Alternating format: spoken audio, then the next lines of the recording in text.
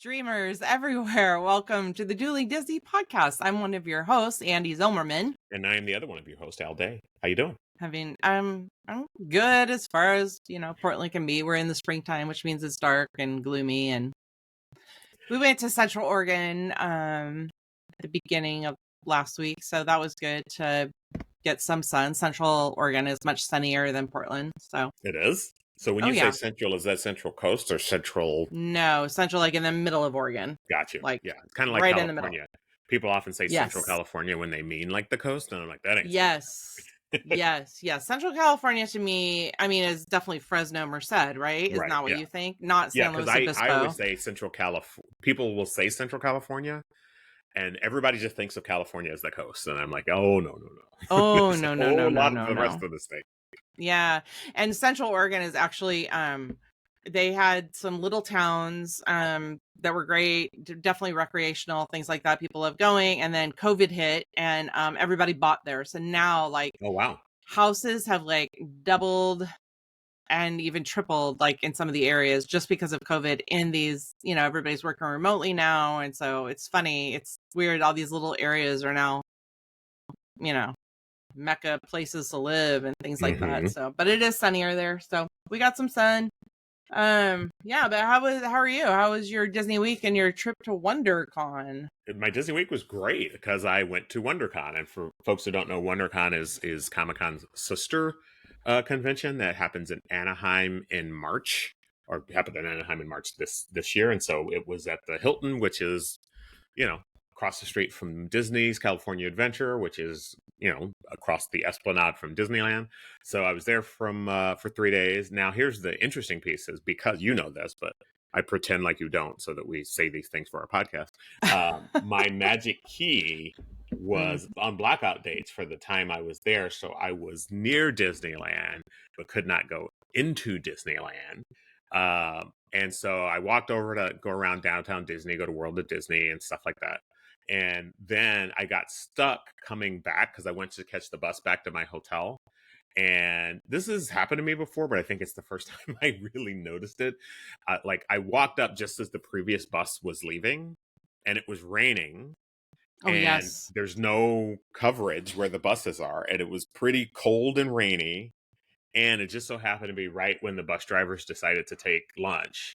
So I was just sitting out there in the rain for about 45 minutes waiting for the bus. I had a hoodie on, right? But, after 45 minutes, you're just, and there's not even like somewhere close by to like go. Like, there was a tree, so I stood under a tree, but trees aren't notorious for their wonderful coverage. So, I enjoyed walking around downtown Disney, and I went and had a sandwich at the Earl of Sandwich, which was good. But good sandwich spot. Waiting in the rain, I was just sitting there going, Disney, I know it doesn't rain a lot in Anaheim, but maybe some overhang, some coverage, because even though it doesn't rain a lot in Anaheim, I live down here and it does get really hot. I know that is a little bit weird sometimes, and so just some overhang tents or something for the bus waiting area would not be unwelcome. I was also like, you remember this? This is not just when they had the annual passport, but a while ago, earlier in the annual passport, because towards the end they weren't doing this.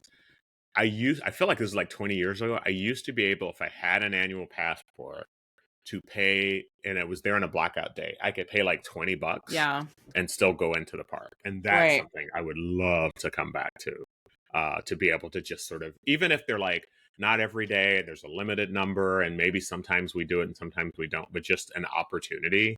Because it sucks to be like, well, I've got a magic key and I'm here for the weekend, but I can't set foot in the parks, without paying. And particularly when I'm there for something else, which means one of the great things about having a magic key is if I only have a couple hours to go to Disneyland, I don't feel bad. Right. If I only have a couple hours, I could pay $100 and some odd to go in, but I'm not going to do that to go in for an hour or two. Right. Yeah.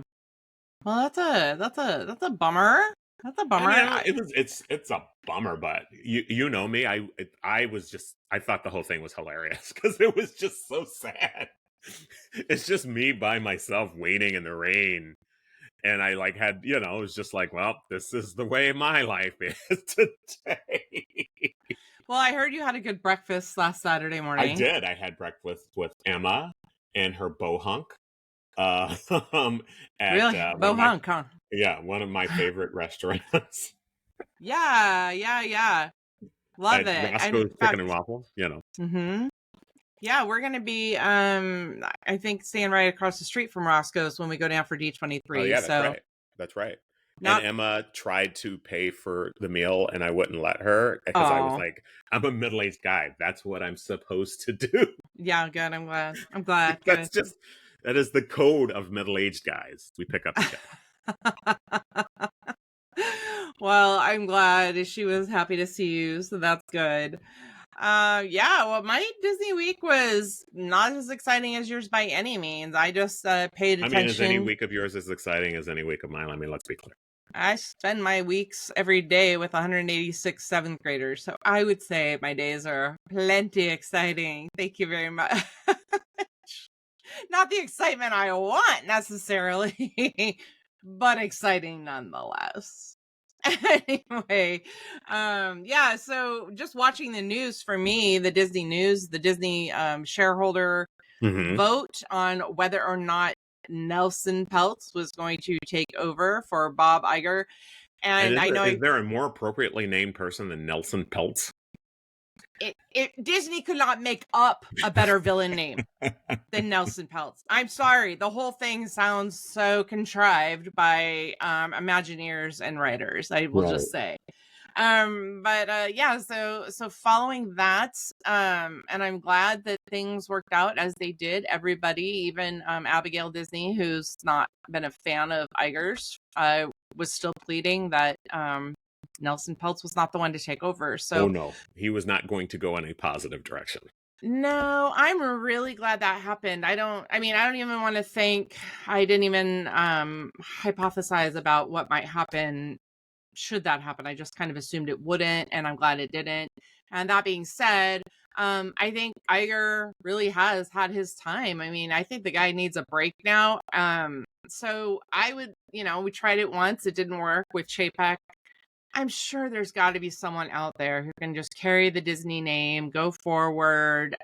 Besides Iger, I mean, the world's a big place. Yeah, fine, I'll do it. Seriously, you don't though, have to hint. I will do it. Yes, of course it has to be business run. I'm not happy with a lot of the changes either. Genie Plus versus Fast Pass. But that's not what this takeover was about. This takeover was about hey, we don't like the stories that don't involve, people who look like us. So that's what it was about. This is true. And so wow, there's so much to unpack just there. But I'm glad that everybody was behind Iger on this one. So he's and quite honestly, the things. ups and downs of any business on any given day. I mean, it all seems kind of silly to me. As a person who has occasionally owned Disney stock, if you're in the stock market, sometimes it's up, sometimes it's down. It's the long game. So quit. Calm down. One of the things that Iger said afterwards was, how he was looking forward to looking forward. He's looking forward to looking forward. But I noticed that some of the comments were focusing more on quality instead of quantity, and it brought me back to the Eisner years of Oliver and Company, and some of the. I mean, I love those movies, but some of it where they were just churning out movie after movie, and they weren't really making the big straight to VHS. Yeah. And so I didn't know if they were kind of getting back in that era, and then maybe they need to get out of that era again. So it's just one of those cycles that happens, just like everything. Although I will say some of the stuff that I have liked, a lot of the stuff that wasn't necessarily box office success. I think that's also connected to the culture wars.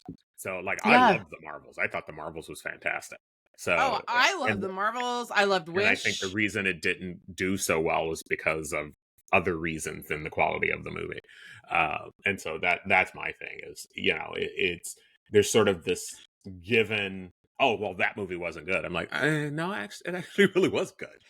I love this. Reminded me of something that happened this week at school from a 7th grader. There was a 7th grader that was hanging back in my class when he was supposed to go. The bell had rung. He was supposed to go to his next class. I'm like, dude, you got to get out of here. You're already late for your next class. He goes, oh, I don't want to go to PE. We're watching Turning Red. And I go, that's a great movie. What are you talking about? And he goes, we're supposed to be studying about puberty and they want us to watch Turning Red. And everybody just looks at him and is like, have you not seen this movie? Like, what? Well, and maybe that's it. Maybe he either hadn't, I know, or you have to teach. Maybe you need to teach metaphor a little more. Well, that is true. Actually, that is not a lie. No, you're to not be fair, wrong. You got to teach that to a lot of adults too. So, don't even get I've definitely started. had the argument with somebody. I'm like, what do you mean that movie was about menstruation? That's not what it was about at all. I'm like, what? How did you not? Well, I did say to him, though, I go, okay, if you don't want to watch her, I go, I want you to pay specific attention to the mother. And then every time you say I'm grouchy, you're going to say, oh, just like her mom. Okay, just like her mom. I go, that's me, okay? So I'm her mom. So go watch for that. So anyway, yeah, so that was my Disney week. News and 7th graders, like everything. So last time Al and I were here with you, we talked about our excitement about buying D23, the Ultimate Fan Event. So I can't even say D23 Expo, even though it is the D23 Expo. It's D23, the Ultimate Fan Event, where you could buy tickets for just the convention center, or you could buy tickets for the convention center and the huge announcements at the Honda Center every night, every evening. Or you could mix and match those types of tickets. Or you could pay $2,500 per ticket and sit in the just front. Get everything, because everything already is yours because you have $2,500 to spend on these tickets. Exactly. Yeah. So, yeah, I don't know. Al and I were FaceTiming and so excited to buy our tickets. Yeah, and it's funny because we had talked about on the podcast that we were going to buy tickets, and then that morning, because Andee had the week off and I was at work, and I had put an hour on my calendar to do the tickets, and then we were like, "Oh, Andee, you'll do it," and then I was just sitting in my office with that hour, and I was like, "Wait, we could just be on together and talk about what we're doing," which I'm glad we were, because we were able to sort of react with each other in real time. And if you've listened to the podcast even once or twice, I'm a big Comic-Con guy. And so I'm very used to these ticket processes being difficult and you need patience. But apparently, Disney people are not used to this, because the process for getting tickets online didn't go swimmingly. And people lost their flipping mind. Now, to be fair, people lose their flipping mind on Comic-Con too, but I feel like the Comic-Con people are so used to it. And every year you get the exact same complaints. But if you weren't online, and why would you be? That's what you listen to us for. The morning of the time the tickets went online, you were required for the first ticket purchase to be a D23 Gold member. And then you could sign on and purchase tickets. And when we both signed on, because we said, okay, we'll both sign on and whoever gets there first, right? We signed on, they put us in an electronic queue. And your number was in the 3 digits? 1711. No, it was 1711. So I was 1,711, and I thought, oh, I don't even know if I'll be getting my tickets today. And I was somewhere in the 23,000s. Yeah. So I'm like, wait, did you say that wrong? You're like 2,300. I was like, no, 23,000. We sign on at the exact same time, which, if you know anything, these are totally random. And some of the complaints about buying these tickets, some people were saying, wait, I got in the queue at 9 a.m. How am I 40,000? And so not understanding that, yes, you were not you weren't the one brilliant person that was like, hey, guess what? I'll sign on at 9 a.m. Nobody else thought of that. No, there were thousands of people online at 9 a.m. and they took everybody who was online then and randomly assigned them a place in line, which is realistically the only fair way to do it. There's no first come, first serve. Of course. When everybody is already on at 9.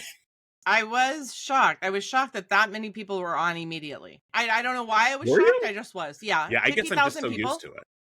And honestly, Still not as many as Comic-Con. Comic-Con, there's Well, that's usually what I'm saying. like 400,000 or 500,000 people on for that first sale. So, and there's a But numbers game where realistically, the number of people who want to go is going to exceed the number of tickets.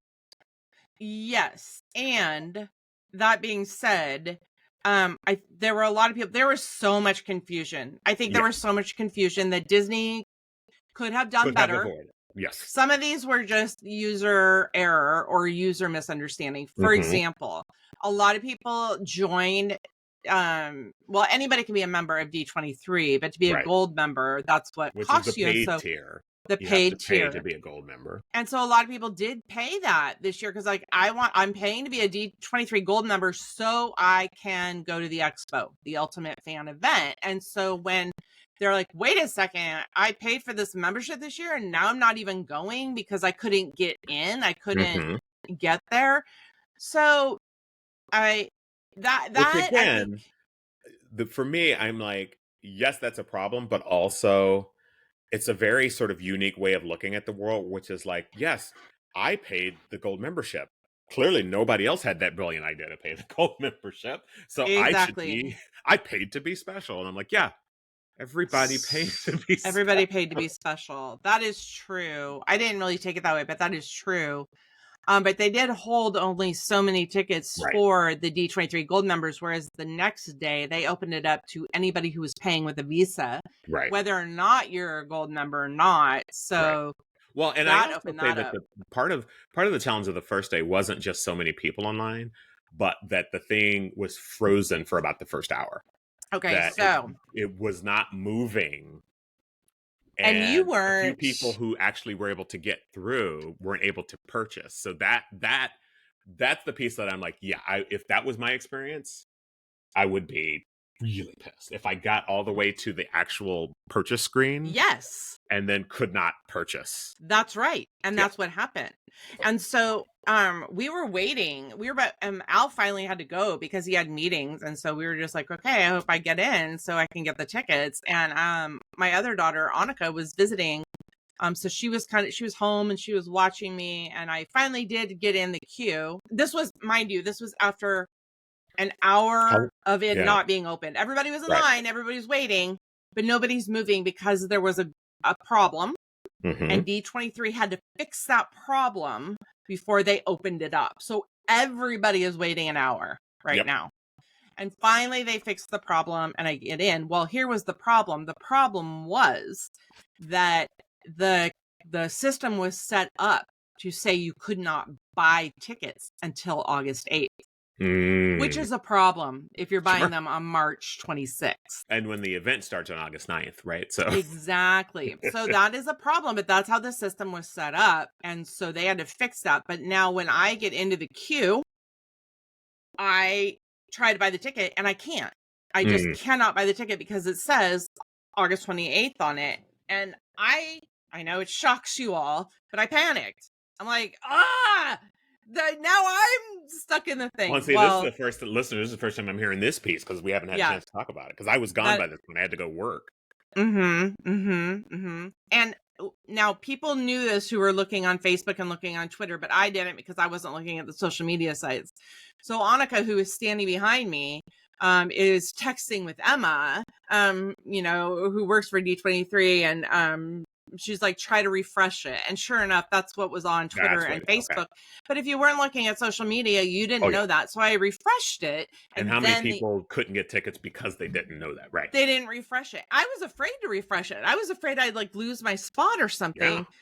But I refreshed my screen and then I went into the correct screen that let me buy the tickets. And those tickets just sold. They stopped it. They cut it so quickly after I bought my ticket saying, sorry, we're all sold out for the day. How many tickets, like, because you could look and see what was available, right? Like how much was still available by the time you got into When I got into buy it, there were little tickets for our price point. So we bought the cheapest tickets, which were like and that's what I thought would go something first, right? there weren't that many.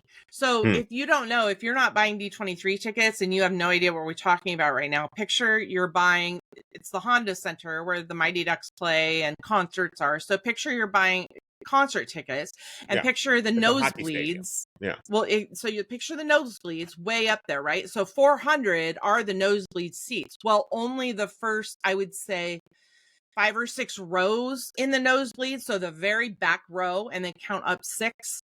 For maybe 3 or 4 sections, those were the cheapest tickets. Everything else, even the lower half of 400, was already jumping up to almost $500. Right, which we were not going to pay. Right, but there were so many people on social media. I don't know what I would have done, Al. Honestly, I don't know if I could have made that decision. I was thinking of texting you, being like, "Okay, I'll go as high as 5." I don't even know if I would because to be in 400 is already, we're not going to see anything, right? So to pay $500 for something that I can watch somewhere else, then I just got this note in from one of our producers who says, "Who are the Mighty Ducks, the hockey team?" They're not called the Mighty Ducks anymore. They're the Anaheim Ducks. Wait a minute. Sorry. I thought it was the kids from the movie that played there.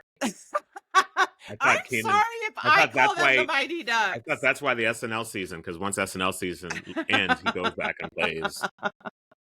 I am really disappointed. I know, I'm sorry, but whatever. I think Emilio Estevez is the coach. So anyway, so the cheap seats were there, but they were not prevalent. And I will tell you that for both Al and my husband Ed, who is going, it would have been preferable for them to have aisle seats. So what I did, honestly, I was going for one section. And when I saw that there were like hardly any cheap seats left in that section, my mind went, okay, just find the aisle. So I found the aisle, and it wasn't even until after I bought the tickets that I realized what section we were in, which was not my ideal section, but they were going quick. You just as soon as they're available. Yeah. Exactly. The stress was crazy because they were going so fast. And so I ended up getting like 2 seats together for Ed and I, and then Al is like one behind us in the aisle. But man, I mean, I would click. I have more seats. Yeah, or maybe you're before us. Actually, you might be before us. I don't remember. I just know that we're in a 3 like little pod. And there's an attractive Disney woman sitting next to me, right?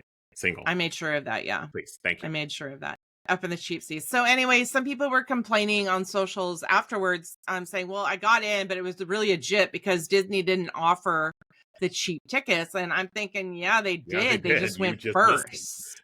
Yeah. And well, that's what I assumed the cheap ones would go first, right? I did too, but I didn't realize there'd be so few of them. Yeah. Well, and I didn't realize there'd be so few. Because honestly, right, you could, if you didn't get them that day, they had to hold some back for day 2 and day 3. So they're not going to sell out to, even if all gold members are on there, they're not going to sell out day 1 just to gold members. That's bad business, right? It was so weird, and I feel lucky that we're in the know a little bit, but there's a lot that weren't. And that's who I feel bad for, is the people who just, and again, I've been doing Comic-Con for so long, like this is kind of what I expect these processes to be like, but like, yeah, but Comic-Con's been doing it for so long. Just Comic-Con shut not the down online ticket sell though. But when I started going to Comic-Con, you could walk up to the front and be like, "Here's $80." I did. Yeah, I did. My first Comic-Con, I did. I'm like, "Hey, Kevin Smith is going to be there. You want to go today?" Sure. Okay. Yeah, and that wasn't that long ago. Yeah, that was 2005. Not anymore. So maybe. Yeah. Oh, I guess that was almost 20 years ago. They don't even have sales at Comic-Con anymore. They don't even bother, because what's the point? What's the point? Oh man, what? I mean, is this a good thing, a bad thing? I don't know. I don't know what to say, but I do know there were a lot of disappointed people who really had already bought, or I don't want to say bought, but reserved hotel rooms, thinking that they were going because we could do that way beforehand. Yeah, but luckily they weren't like deposit hotel. No, they weren't. Like you aren't losing money. Like when Comic-Con, sometimes because I get tickets for panels, I'm asking people to commit to panels before we've sort of heard before we've sort of gone who's going, and you have to put a deposit down, or if you want to do the Comic-Con pre-sale, you have to pay for the room for 4 days Mm-hmm. completely and no refunds. So if you pay for a room for 4 days and there's a possibility you still can't get a ticket to Comic-Con and you're just out of luck, right? Now, to be fair, at Comic-Con, I still think there's plenty to do outside of the convention center, but I'd be really ticked off if I had Yeah. put money down for 4 days for a Comic-Con hotel and then didn't get tickets. So Yeah. I think doing the hotel reservations the way they've done it is smart. I also think there's so many hotels around Disneyland Yeah. that it's a little bit better situation than Comic-Con. Yeah. But I booked my hotel for Comic-Con months ago. Yeah. Yeah. Or So for much. D23, I mean. I still haven't booked my hotel for yeah. Comic-Con. Well, for D23, and so did we. I just I'm surprised a little bit at a company like Disney that does this, literally does reservations, does ticketing. Oh, yeah. That's what they do. I'm surprised that this happened. Yeah, they should have been better at this. They should have anticipated. This was a little botched. Yeah. This was a little botched. Particularly the easy stuff like the date that the tickets go Exactly. live. That's not. Come on, somebody screwed up there. And I don't know if this was true because it's all rumor on Twitter at X. If they allowed, because I don't remember having to sign in with my D23 membership to get in the queue. Right. I don't know if that's true either. I don't know if it's true. Rumor. Could just be internet rumor, but I don't recall. Like, to me, I don't either. If you're only going to sell tickets to people with gold membership, you would need have to them verify before you put them in the queue. Because I do think a lot of people just tried. No matter what. Right, because I just read that this was the first day to buy tickets, so I tried it. Yeah, so now that I think about it, do you remember I having don't to sign in remember with your, yeah. Now, I don't remember, but I will tell you that I was signed in because I signed in beforehand just in case. So I signed into my I was membership. signed in general, but I don't remember like having whether or not that was a requirement. No, I don't either. I don't either. So if just, Joe off the street was like, "Hey, I heard this was, I'm going to get in," that probably bumped up the crash or the date not working. That was insane. It was just a lot of problems. So I'm really curious how it went the next 2 days to see. Not well. Yeah, not well. They had the date, so that part was fine. But people were upset because they waited for so long, or because they got in and were, after 15 minutes, you were kicked out and put in the back of the line. So it's not like they had, that would piss me special off. priority. Right. So it was a mess. The whole ticketing system was a mess, and they sold out of everything within 3 days. That means all the $25,000 tickets and the $1,000 tickets. So they sold out within 3 days. And I just, like I was going to say before, I don't know that I would pay $500 a ticket to sit in the 400 section because I can watch it on YouTube in my hotel room. Right. Yeah. So, then I might have just downshifted to just being in the convention center. Yeah. Right. That's what I'm thinking. Just being in the convention center, which I have to tell you that in that queue were also the people who just wanted the convention center. Mm-hmm. And so those people didn't even really get to get in, some of them. Mm-hmm. Yeah, it was just a weird. This is something the one thing Disney I will does. say is it's such a good thing that Disney fans on the whole are so easigoing and willing to forgive and give a little whistle. Just, in general, they don't have high expectations of service. No.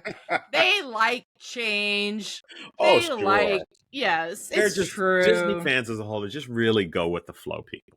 God. Just low stress. Heck are we? What even happened? Why are we as people like that so attracted to this company?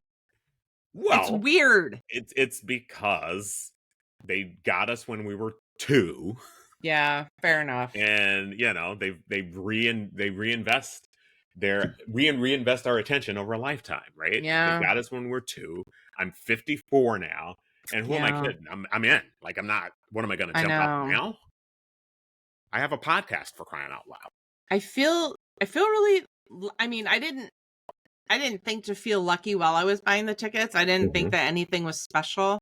But man, after reading some of these comments afterwards and what people did to get in and in the queue and just how botched it was, I don't know.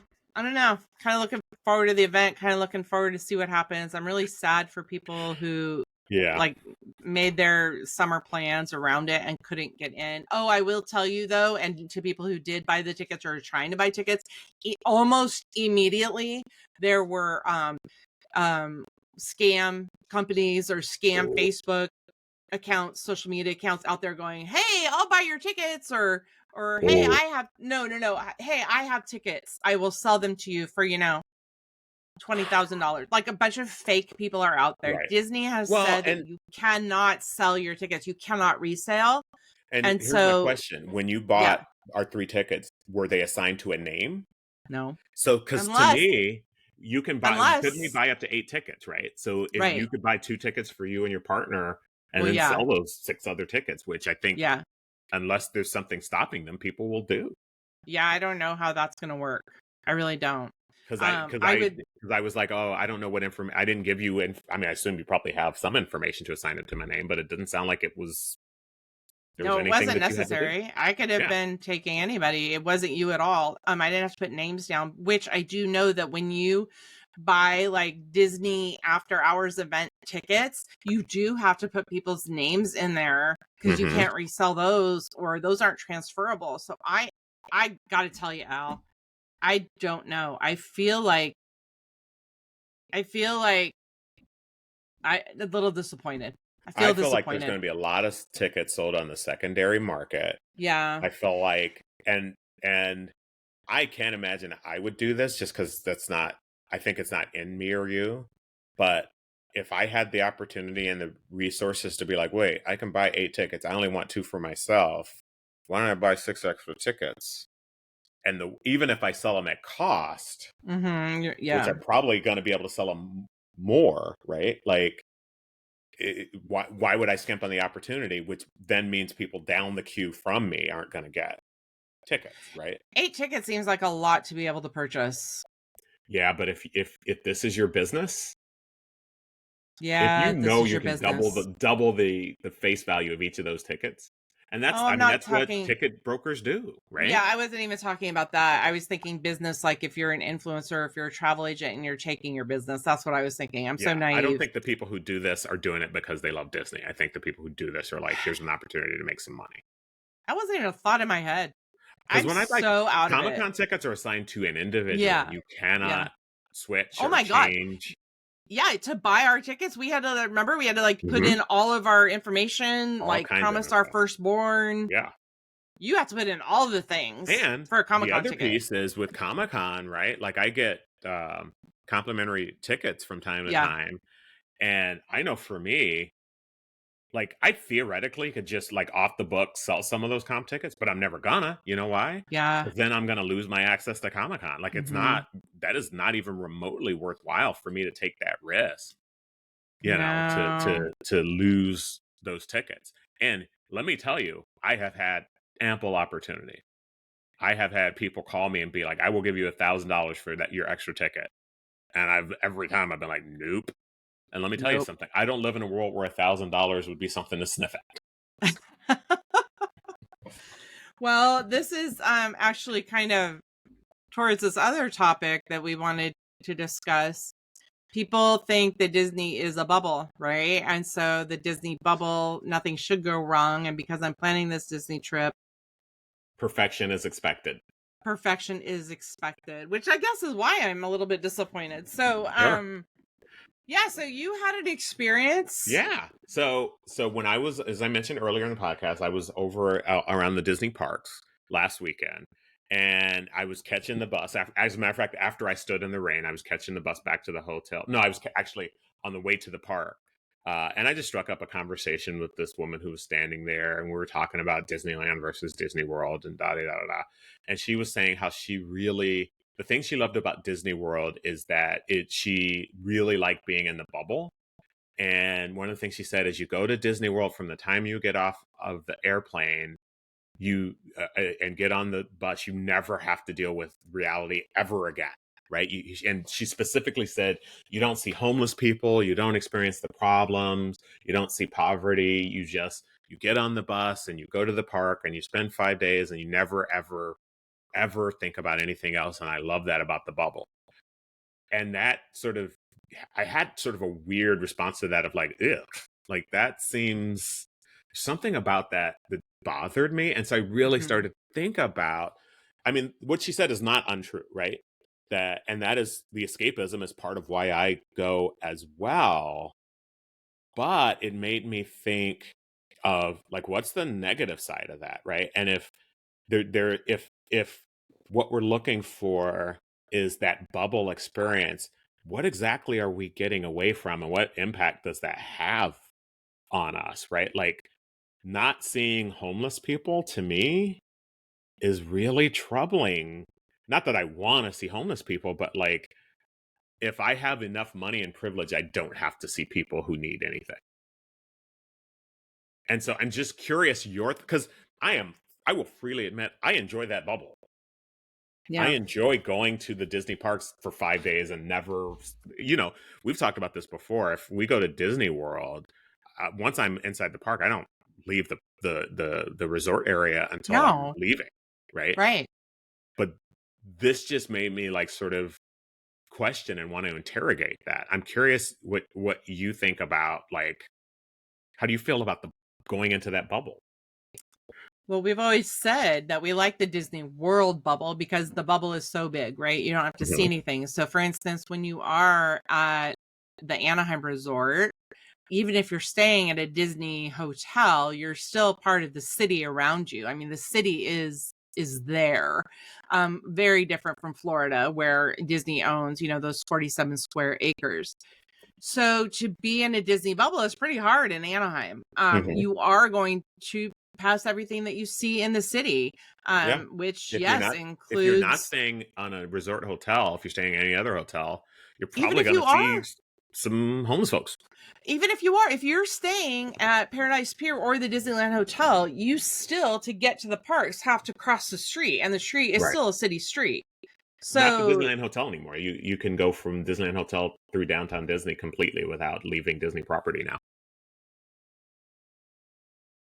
yeah, I was trying to think about that. I think you're Yeah. right. Yeah. Yeah, I know where you are. No, but okay, I know what you're saying, but there's still the part that you have to go through security. So in Right. between the Yeah. hotel and security, Yep. you still, I mean, And it's open to the public. Anybody it's can open to the kind of, public. yeah. Yeah. I never thought about that as being the bubble I didn't like. What I thought about was that when I'm at Disneyland and we go there, we're literally on the same road where Ed's office was, where Ed Hmm. worked. Or when we're on the Ferris wheel, I can literally see where we used to live. Yeah. You know what I mean? And Yeah. so to You me, are a part of Anaheim and in Orange yeah, County, right? it's Like, still, you can see everything. And so when I go to Disney World, I mean, I can pay with my little magic band. I don't even need my credit card with me all the right. time, or it is a true bubble. Um, but I never thought because it was because I couldn't see people in poverty. Um, which is, but It never occurred to me either. It begged the question for me. And part of it was because, I don't think this person meant any particular harm. It's just, it no, seemed yeah, very much very it's important entitled. to her to not see anything negative. And I'm like, yeah, no, it's this, she's not wrong. It's a super controlled environment. But as someone who hasn't always been able to afford access to that, part of me just really had a kind of a ugh kind of thing, because I don't necessarily want to go tour the poverty areas when I'm on vacation. But I do think even at Disney World, like, they don't pay the people who work there a living wage completely. And so there's people who work at the park who aren't doing so great financially. Yeah, it's Um, just cheaper in Florida than it is in California, yeah, so it doesn't. yeah, it's a little different, but it's also not like they're, buying a 3-bedroom, 2-bath home either, right? Mm-mm, Um, mm-mm. and of course, you pay for the experience of escapism. And I'm not saying that that's wrong. I'm just saying, like, what is it in us that, why is that so appealing? I might wonder, like, why is it getting away from sort of reality in, and it's such a 180-degree separation from reality. It's not like, when you go to from a not great neighborhood to a decent neighborhood, right? Like when I lived in LA, you could go to Beverly Hills and you wouldn't see a lot of, stuff that like homelessness and stuff like that. Um, of course, then I'd get followed everywhere I went, but that's a whole different thing.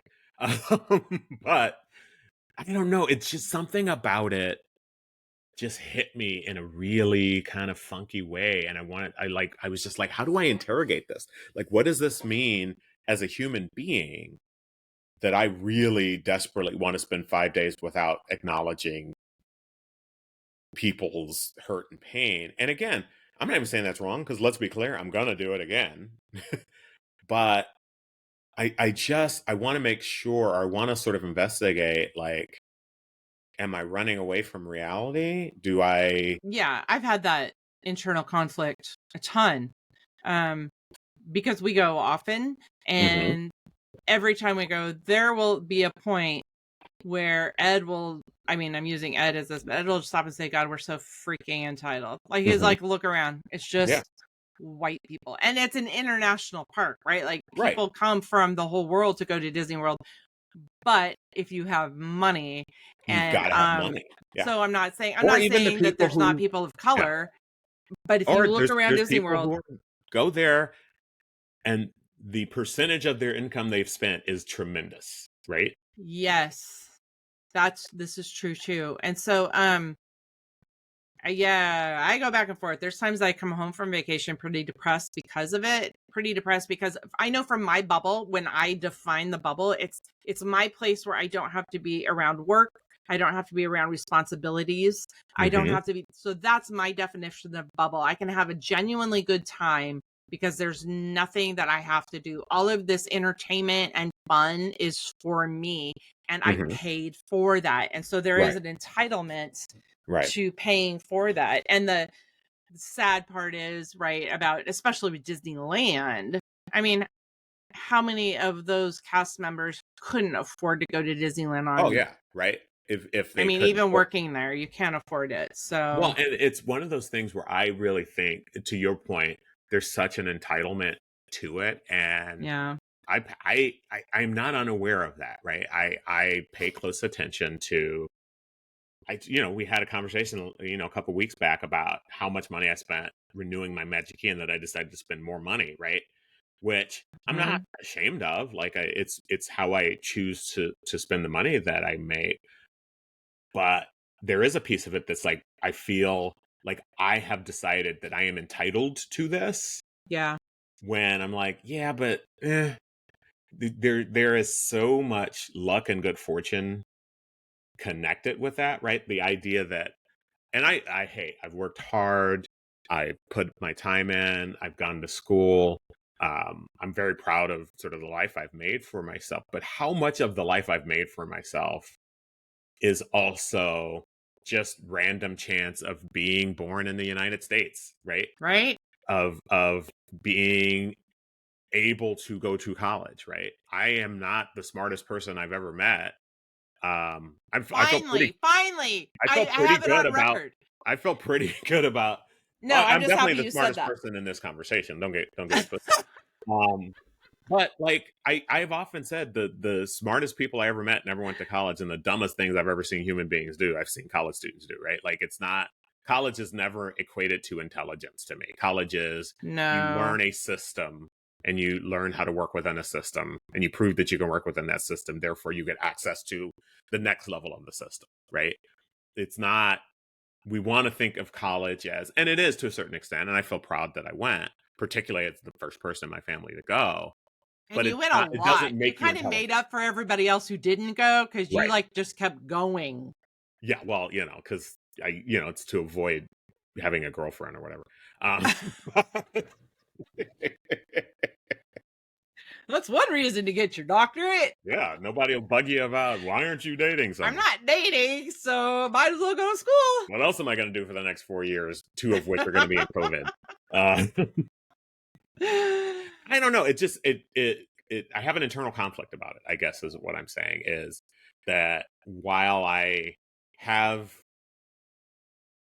made the choice to put myself in that bubble, and will, let's be clear, make that choice in the future I know. again and again. I'm not like sitting here going, I will never do this again. It's how do I contextualize it in a way that is, I guess I'm just looking for some sense of justice, right? Like, what is just is it just to spend the money that I make because I've been lucky on that, as opposed to, there's a lot of people in the world who are not doing as good as we are. Like, I know. there's a lot of people in my family that aren't doing as good as no, it's been a struggle. I get that struggle for sure.